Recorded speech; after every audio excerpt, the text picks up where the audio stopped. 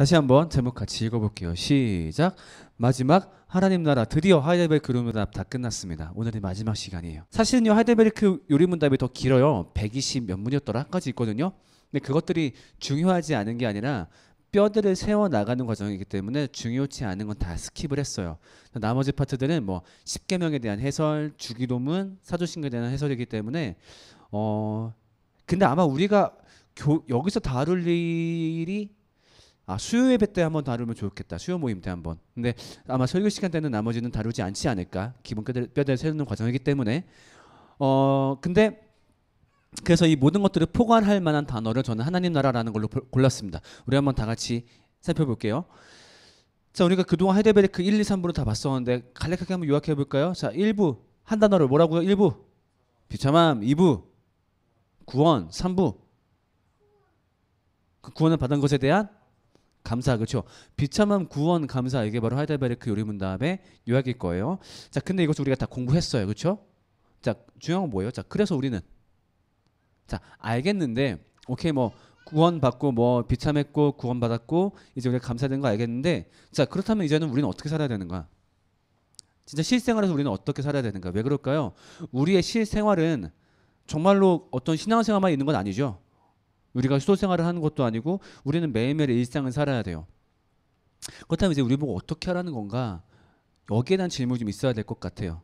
그러니까 우리는 자 그렇다면 진짜 매일 일상에서 우리는 어떻게 살아야 될까? 그 모든 것들을 포괄할 수 있을 만한 단어는 뭐가 있을까?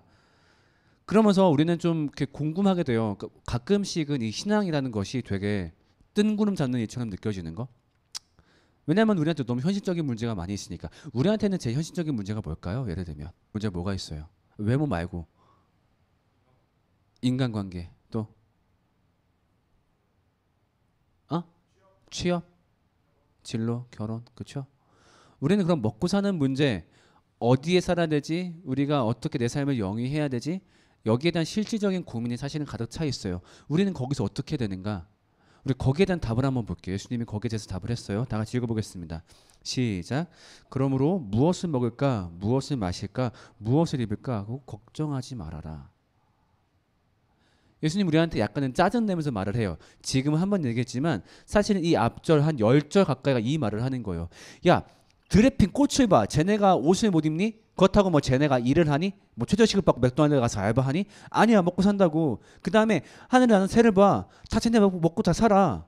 그러니까 이런 꽃과 새도 먹이는데 아무런 하나님은 너네를 못 먹으실까봐 니네는 제발 좀 무엇을 먹을까 입을까 마실까 이 걱정 좀 하지 마. 내가 니네 못 살리겠니? 라고 얘기를 합니다. 대신에 이 걱정 말고 다른 걱정을 해 라고 얘기합니다. 그 다음 다 같이 한번 읽어볼게요. 시작. 너희는 먼저 하나님의 나라와 하나님의 의를 구하여라.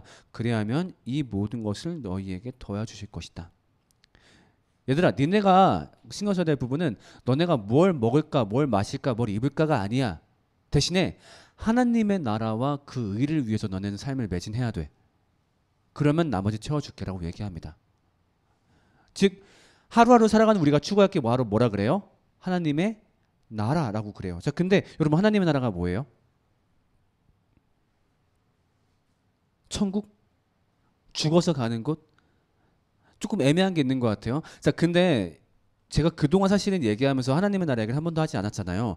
근데 중요한 게 뭐냐면은 예수님이 이 땅에 내려와서 첫 설교를 하신 게 있어요. 자, 이거는 상식적으로 한번 알아두면 좋아요. 마태, 마가, 누가, 요한복음 중에서 제일 먼저 쓰인 책이 무엇일까요? 맞아. 어떻게 알았어? 마가복음이에요. 근데 마가복음에서 예수님이 첫 말씀, 첫 설교를 하는 게 있어요. 자, 그 내용이 뭐냐면 다 같이 한번 읽어볼게요. 시작. 때가 찼고 하나님의 나라가 가까이 왔으니 회개하고 복음을 믿으라 하시더라. 예수님의 첫 말씀이 뭐에 대한 말씀이었다고요? 하나님 나라에 대한 말씀이었어요. 그리고 예수님은 끝까지 줄곧 하나님의 나라를 이야기를 해요. 복음을 이야기할 때. 하나님의 나라는 말이다. 하나님의 나라 이 말씀을 굉장히 많이 했어요. 이 말은 뭐냐면은 하나님 나라가 곧 예수님이 가장 하고 싶었던 이야기라는 거예요. 우리가 일반적으로 자 예수님이 가르친 것 중에 가장 중요한 게 무엇일까요? 라고 했을 때 우리가 보통 뭐라고 얘기를 해요? 사랑. 맞아요. 사랑이 틀린 게 아니라 혹은 십자가라고 말을 하거든요. 십자가 사랑 틀린 게 아니라 십자가 사랑이 하나의 도구가 되어서 구현하기 위한 도구죠. 이걸 해서 결국 예수님이 만들고 싶은 것은 무엇이냐? 하나님 나라란 얘기예요. 즉 예수님이 떠올렸을 때 우리가 가장 먼저 떠올려야 할 것은 궁극적으로는 하나님 나라라는 거지. 십자가와 사랑은 그것을 이루기 위한 방편. 자, 근데 하나님 나라 우리 아까 얘기했지만은 우리는 이것을 사실 잘 모를 때가 많아요. 일반적으로 하나님 나라라고 하면은 가장 떠올리는 비슷한 단어가 뭐야? 일반인들도 많이 쓰는 단어. 하나님 나라 비슷한 단어. 천국, 천당. 자, 그렇다 보니까 바깥에서 일반적으로 천국, 천당을 얘기할 때 어떤 곳이라고 많이 생각을 하지? 네, 죽어서 가는 곳. 그래서 그렇다 보니까 하나님 나라도 우리가 죽으면 가는 곳을 말을 하나 보다. 그래서 뭔가 이제 어떤 구원의 최종적인 결과물? 지금은 아니고 나중에 우리가 구원받았을 때 얻게 된 결과물 아니면 뭐 죽어서 가는 곳 이렇게 얘기하고 있는데 예수님이 말씀하시는 하나님 나라는 우리 생각하고 좀 많이 다릅니다. 다 같이 한번 읽어볼게요. 시작. 보아라, 하나님 나라는 너희 가운데에 있다.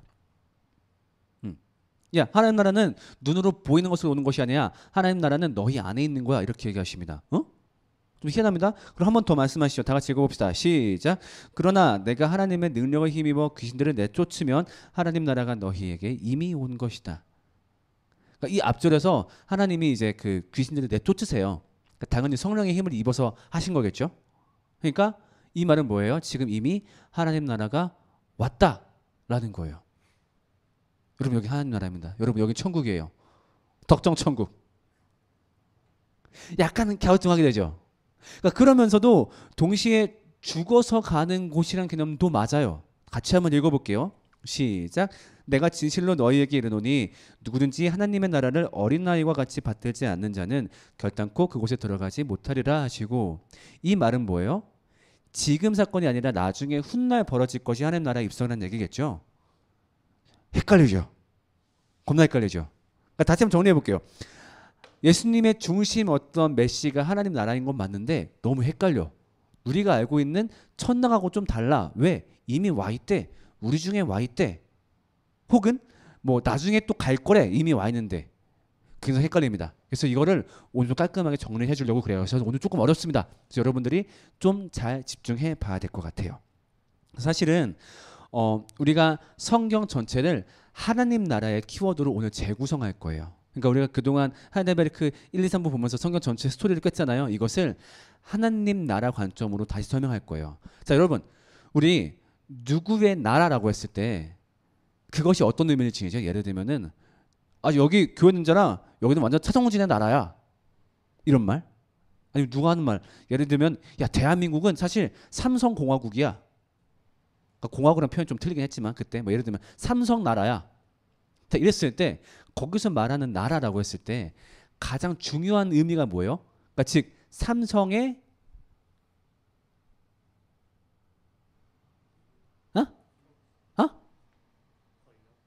권력, 주권 비슷한 말 아까 나왔던 것 같은데 티읕으로 시작하는 통치 맞아요. 우리가 일반적으로 누구의 나라라고 했을 때는 그 누구의 통치권을 행사하는 곳을 보고 그 사람의 나라라 그래요. 하나님 나라도 마찬가지예요. 하나님 나라는 누구의 통치? 하나님의 통치가 이루어진 곳이 하나님의 나라라고 보거든요. 근데 문제는 뭐예요? 맨 처음에 하나님께서 이 나라를 만들었어요. 누구하고? 아담하고 하나님 나라를 만들었는데 중요한 건 뭐예요? 인간이 그 통치를 거부하게 되죠. 자, 하나님 나라의 통치의 원리는 뭘까요? 선하신 분이다 보니까 당연히 그 통치가 올바르고 슬픔이 없고 정의롭고일 텐데 인간이 그 통치를 배반하면서부터 지금 여러분이 보는 세상에 펼쳐진 거죠. 즉 하나님 나라의 통치를 거부하면서. 그러면서 구약 시대를 꽤 오면서 하나님이 여러 번 그 통치 안에 백성들을 넣으려고 노력하십니다. 얘들아 제발 나랑 같이 하자 같이 하자 같이 하자. 그런데 어떻게 해요? 그때마다 사람들이 아담이 했던 행동들을 반복하죠. 예를 들면 뭐예요? 그 출애굽 사건 때 자 이집트에서 갇혀있으니까 자 이제 가나안 가서 우리 함께 나라를 만들자 내 통치 안에 들어오자 하나님이 빼왔죠. 근데 문제는 뭐예요? 그 가는 길에 계속 배신하죠. 그렇죠? 나중에 출애굽 성공해서 가나안 땅에 들어가고 나서도 계속 끊임없이 배신해요. 사사기 때는 말할 것도 없죠. 완전 다 망가지죠. 근데 그나마 하나님 나라의 통치를 잘 구현한 사람이 누굴까요? 그나마 구약에서 다윗 맞아요. 다윗이 하나님 말을 너무 잘 듣다 보니까 다윗을 통해서 하나님의 통치가 이루어지나 했더니 바로 누구 때? 바로 솔로몬 때 개판 나죠. 그러니까 구약은 이 역사인 거예요. 얘들아, 나랑 제발 같이 하자꾸나. 내가 너를 다스려야 된단다. 니네가 너네를 다스리면 안 돼. 그렇다면 큰일 나. 그게 아니라 우리 나의 통치 안에 들어오려면 구약에서 계속 땡기는 거예요. 근데 사람들은 자기 욕심 때문에 좀 멀어지죠. 아 싫어요. 우리 난 내 마음대로 하고 싶어요. 내 마음대로 하고 싶어요. 그러니까 어찌 보면 그 구약의 역사를 통해서 판명이 나는 거죠. 아 인간한테는 답이 없다. 때문에 얘네 행동으로 하나님 나라의 이 나눠서 결정했다는 큰일 나겠다. 그래서 누가 오시죠? 예수님이 오십니다. 그렇기 때문에 예수님의 첫 마디가 그거예요. 하나님 나라가 너희에게 임하였도다. 원래 우리들은 어때요? 하나님 나라의 통치를 받을 수 있는 자격이 있어요? 없어요? 없어요. 그렇잖아요. 이건 너무 제가 항상 말을 하는 거죠. 왜? 우리 안에 더러운 모습 때문에 우리는 그 통치를 못 받을 놈들인데 우리한테 그 나라가 갑자기 쿵 하고 떨어진 거예요. 자, 그래서 성경에서 무슨 표현 쓰냐면요. 같이 한번 읽어볼게요. 시작. 하나님 나라의 뭐? 상속자. 우리가 그 나라의 상속자래요. 그 나라를 받은 사람들. 근데 알겠지만 아까 얘기했던 것처럼 그 나라의 그 통치를 받을 수 있는 조건은 아무나 받을 수 있는 게 아니에요. 그렇죠? 하나님을 잘 믿어야 되고 따라가야 되고 그 마음속에 더러운 것이 없어야만 돼요. 근데 자꾸 인간들을 벗어나려고 하고 예수님은 이제 백성들이 그 통치 안에 들어와야 되니까 어떻게 하신 거예요? 그 죄값을 치르고 그냥 그 나라를 던져 주신 거죠. 왜? 너네 거기 안에 들어와야 살아. 거기 안에 들어와야 행복해. 그래서 예수님이 오신 순간 예수님이 선포하신 거예요. 하나님의 나라가 이미 임하였다. 그래서 이 작게 시작된 하나님 나라를 너희가 세상 가운데 알려야 된다. 이것이 우리에게 주어진 하나님 나라입니다. 자, 우리가 그 말을 되게 좀 기쁘게 생각하면 좋겠어요. 우리가 뭐라고? 하나님 나라의 상속자예요. 자, 그러려면 우리가 어떻게 해야 돼요? 하나님 나라를 이 땅 가운데서 우리가 먼저 누려야 돼요. 그 방법은 뭘까요? 다 같이 한번 고백해 볼게요. 시작. 그러므로 우리가 흔들리지 않는 나라를 받았은즉 은혜를 받자. 이로 말미암아 경건함과 두려움으로 하나님을 기쁘시게 섬길지니.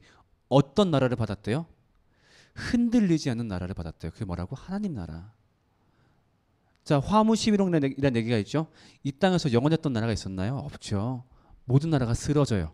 근데 그게 아니라 우리한테 흔들리지 않는 즉 하나님 나라를 받았대요. 우리가 이것을 뭐로 받자? 은혜를 받자.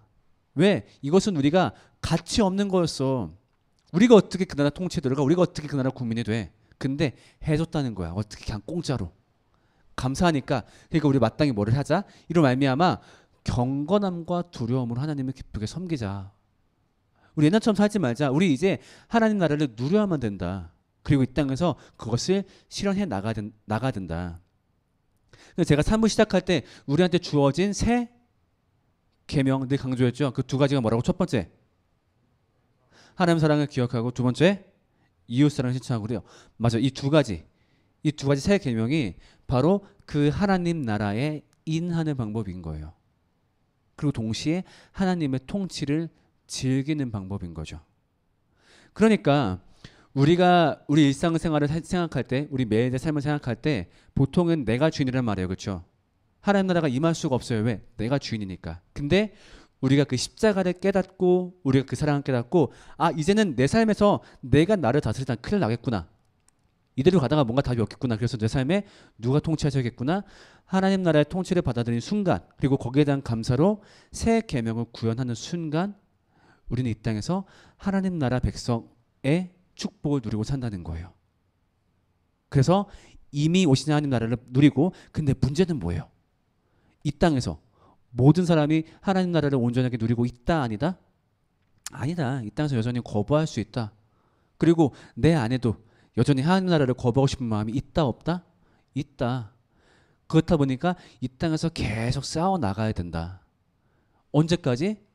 예수님이 다시 오실 때까지. 그래서 우리한테 그 싸움이 너무 힘드니까 예수님이 우리한테 희망의 메시지를 주십니다. 너네 마지막 날에는 이렇게 한번 말씀 같이 한번 읽어볼까요? 시작. 또한 아들을 보고 그를 믿는 사람은 누구든지 영생을 얻게 하시는 것이 내 아버지의 뜻이다. 나는 마지막 날에 그들을 살릴 것이다. 우리가 결국 사망 때문에 죽어요. 그렇죠? 사망은 무엇 때문에 왔다고요? 우리의 죄 때문에 와요. 그럼 죽겠죠. 근데 예수님이 뭐라 그래요? 우리가 사망의 날에 졌을지 몰라도 그 마지막 날에 즉 하나님의 나라가 온전하게 임하는 즉 죄와 사망이 완벽하게 극복된 그 날이 오면 우리가 어떻게 될 거래요? 우리가 살아난다고 해요. 이것이 바로 부활의 소망이죠. 그리고 그때는 더 이상 죄와 사망 때문에 신음하지 않는 날이 오겠죠. 그래서 우리는 그 사이에 살고 있는 거예요. 따라합시다. 이미와 아직 사이. 한 번 더. 이미와 아직 사이. 무슨 말이냐? 하나님 나라는 이미 왔어요. 그것은 뭐예요? 이 들어온 땅 가운데서 하나님 나라의 가치관을 알게 되는 그 감사함. 그래서 죄와 사망이 해결된 자들처럼 서로 나누고 사망을 극복하기 때문에 기뻐 날뛰고 그것을 주변에서 전하는 삶을 이미 왔으니까 그걸 살기 시작하다가 그러나 완벽하진 않겠죠. 그런데 언젠가는 그 날이 온다면은 완벽해지겠죠. 때문에 우리는 그 긴장 사이에서 하나님 나라를 전파하고 지켜나갈 의무 가운데 살고 있는 사람들인 거예요. 그래서 지금까지 이야기가 어찌 보면 뭐 크게 새로운 얘기는 아니에요. 그러니까 간단하게 얘기해서 우리 비참하다. 구원받았다. 거기서 감사하자. 감사하는 방법이 뭐다? 세 계명이다. 이건데 이 똑같은 얘기를 하나님 나라 관점으로 바꾸어 본 거예요. 우리 하나님 나라의 통치로 돌아가자. 왜? 옛날에 아담 시대 때 만들었던 그 하나님의 통치, 그 아름다운 통치. 근데 인간이 거부했거든. 근데 인간이 거부했음에도 하나님께서 우리한테 예수님을 통해서 그냥 던져주셨대. 얼마나 감사해. 자, 그렇다면 우리가 여기에 인하자. 어떻게 함으로? 예수의 사랑에 감동함으로. 그 감동했을 때 나올 수밖에 없는 새 계명 실천으로 그 나라에 인하자. 그래서 이 나라가 왔다고 주변에 선포하자. 왜? 세상엔 지금도 하나님 나라의 통치를 모르는 사람들이 살고 있다 보니까. 그러니까 우리가 이 하나님 나라를 알았을 때 단순히 죽어서 구원받아요. 그게 전부는 아니지. 이걸 우리가 왜 알려야 될까? 그리고 사람들이 이걸 왜 알아야 될까? 사후의 구원 말고 딴 걸로 얘기한다면 우리가 하나님의 통치 안에서 행복하거든. 그러니까 보통 인간이 자신의 삶을 자기의 통치 아래 두었을 때 보통 무엇을 따라 쫓아가? 늘 얘기하는 거 죄와 사망을 따라 쫓아간단 말이야. 더 많은 것에 가실 거야. 더 높은 곳에 가실 거야. 욕망의 한계를 찍어보려고 하고 아니면 사망을 한 한계 때문에 자기 삶에 무슨 꿈을 꾸더라도 소망이 없는 거야. 왜? 그만 생각해보니까 나 죽으면 끝이거든. 아니면은 멀쩡하게 살고 있는데 갑자기 나한테 사망이 확 다가올 때가 있거든. 얼마나 비참하게 살아. 그래서 진짜 여러분 바깥에 나가서 아니면 포대도 괜찮고 사람들이 인생을 하나하나 지켜보면 좋겠어요. 하나님 통치가 아닌 지 통치 때문에 너무너무나 괴로워하는 사람들. 그러면서도 딱히 답은 몰라서 힘들어하는 사람들. 우리는 우리가 먼저 하나님 나라의 통치를 완벽하게 누리고 그 다음에 그 누리는 것의 기쁨을 사람들한테 전해야 됩니다. 얘들아, 우리 이제 뭔가 다르게 살아야 돼. 내 삶의 주인은 내가 아니야. 왜 누가 내 삶을 뺏어갔다고? 그게 아니라 나를 완벽하게 잘 아시는 분이 나를 더 잘 아시는 분이 나를 살렸고 우리는 그 사랑 안에 들어가서 그분의 통치를 받았을 때 비로소 우리는 온전해져. 왜 그래서 맨날 뭐 헌금하고 그렇게 하라고? 아니, 하나님 사랑하고 이웃 사랑하라고. 그래서 우리가 이 질문으로 돌아왔을 때 그렇다면 우리는 매일매일 삶을 어떻게 살아야 돼요? 일상을 어떻게 살아야 돼요? 우리의 첫 번째 추구 가치가 뭐란 얘기예요? 하나님 나라란 얘기예요.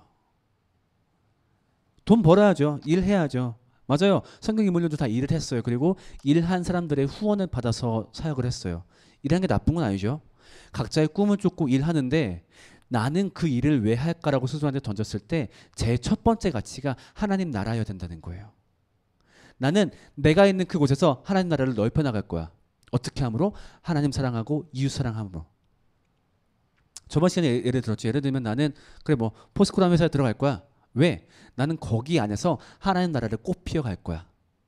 다른 사람들이 자기 성공을 위해서 하나님 사랑, 이웃 사랑 갖다 버릴지라도 나는 그걸 지킬 거야. 에이, 그런 하찮은 노력이 무슨 가치를 바라겠어? 아니, 예수님이 말이야 하나님 나라는 겨자씨 같다 그랬어.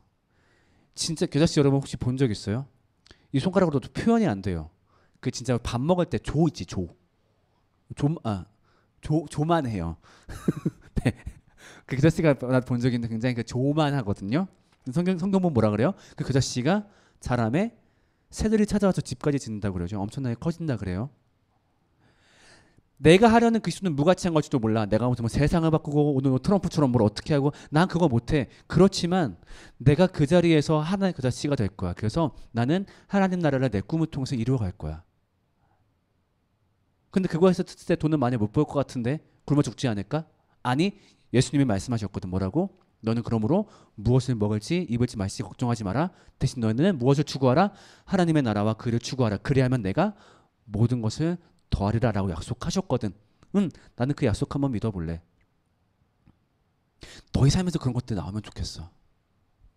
그래서 어떤 나의 영달을 위해서 아니면 나의 상존을 위해서 하나님 사랑, 이웃 사랑을 갖다 버린 자들이 아니라 아니지. 내 통치. 난 하나님 나라 백성인데 하나님 말 들어야지.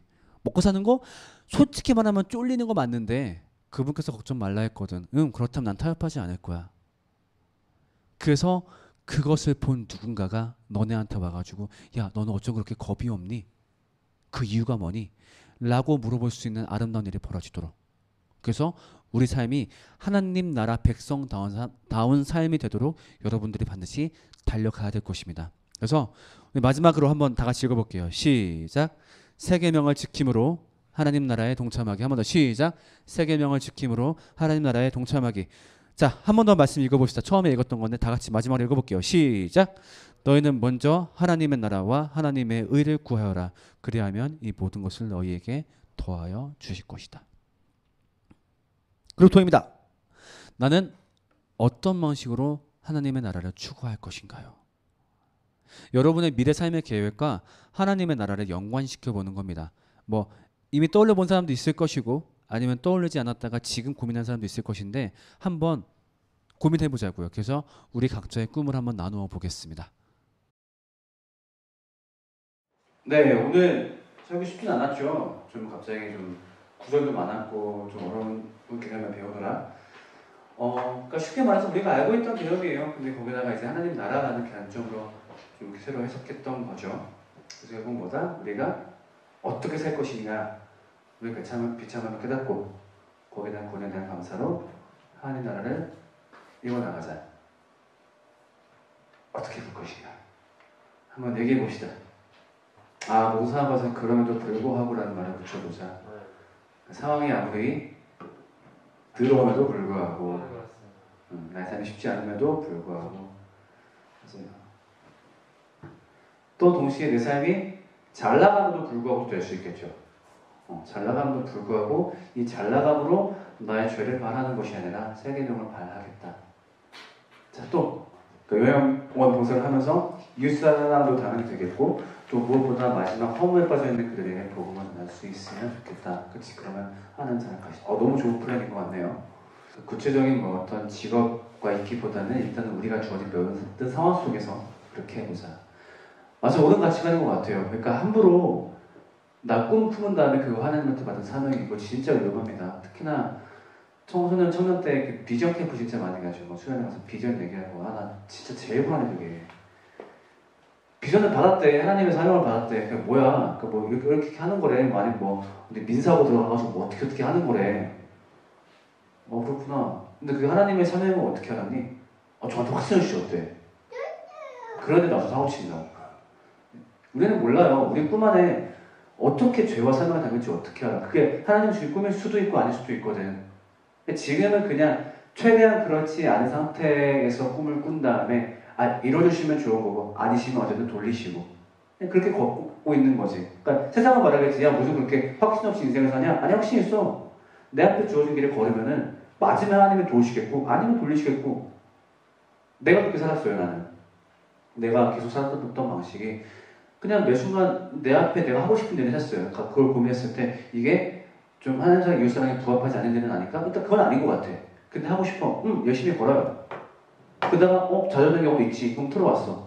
근데 나중에 보면은 그렇게 틀어진 것들이 나중에 여기 와서 도움이 되기도 하고. 그러니까 우리는 모르더라고. 그렇기 때문에 우리가 어떤 생각을 너무 빡 붙여가지고 이것이 맞아라고 하기보다도 그냥 모든 상황 속에서 그게 좋은 걸 수도 있어요. 아니면은 이런 거 가능하겠지. 그러니까 확신까지는 아니지만 만약에 내가 이런 꿈을 꾸고 있는데 이런 꿈이 된다고 한다면 이렇게 하면 좋겠다. 자, 이제 할데베드 그 전체를 마무리하는 멘트를 할게요. 길었다 그렇지? 유튜브 첫 업로드가 1월이었던 걸로 기억하는데 6개월 동안 달려왔어요. 잘 달려왔어요. 잘 따라왔어요. 그러니까 이걸 다 들었다라고 해서 무조건 3부에 어떤 그런 감사 행동이 나와야 돼 이건 아니에요. 왜냐면은 이것을 지금 들었다고 해서 지금 여러분들 마음에 꽂히지 않을 수도 있어요. 충분히 그럴 수 있어요. 왜? 이런 어떤 복음에 대한 지식과 성령의 도우심이 더해져야만 가능한 거거든요.